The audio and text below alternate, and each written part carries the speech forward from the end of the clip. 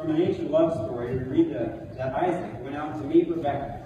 It is reported that they asked Rebekah if she was willing to go and be the wife of Abraham's son Isaac.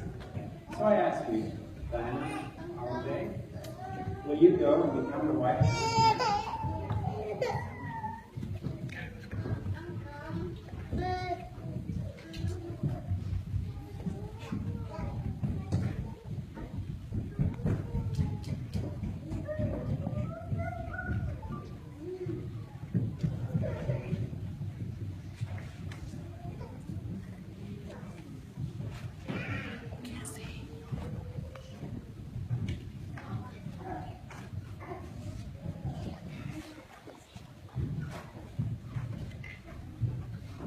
Audience may be seated.